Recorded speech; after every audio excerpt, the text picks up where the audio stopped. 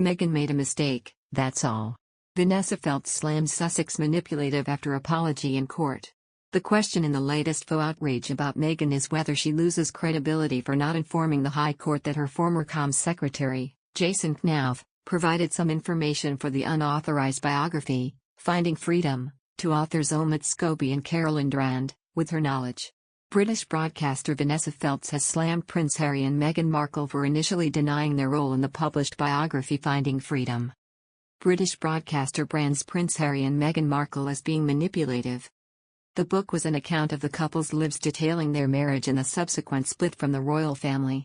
This biography had caused a major stir, given that the pair had denied having authorized the publication of the book. And yet, this was contrary to a court finding which had presided over the matter. According to reports, a court of appeal had come to the conclusion that the duo had authorized specific cooperation in writing in December 2018. Although Meghan has apologized to the court since then, citing that she had forgotten that she had actually given the initial authorization to a senior advisor, Vanessa was not left feeling pleased by it all. And she made sure that the whole world knew exactly how she was feeling about it. During an interview on This Morning, she said, "Now that, I think many people will interpret, is incredibly manipulative. I mean, that's not the Harry that we loved and knew, is it? I thought that he was just an honest, straight down the line, blustery, lovely guy." Referring to the apology that Meghan after allegedly misleading the courts over her collaboration with the authors of Finding Freedom Women's Rights, Dr. Shola Moshogbamimu said the Duchess was right to apologize. Dr. Moshogbamimu added that it makes zero difference to the privacy claim that she won.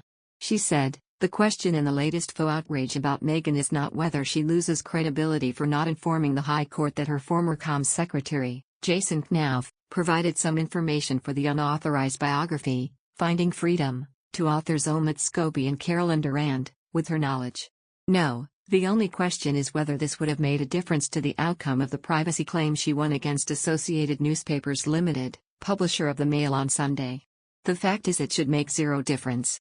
Dr. Moshogbamimu added, Meghan's successful privacy claim against Associated Newspapers Limited was not predicated on the collaboration, if any, with the authors of Finding Freedom but whether or not Associated Newspapers Limited had breached her right to privacy by publishing parts of her letter to her father.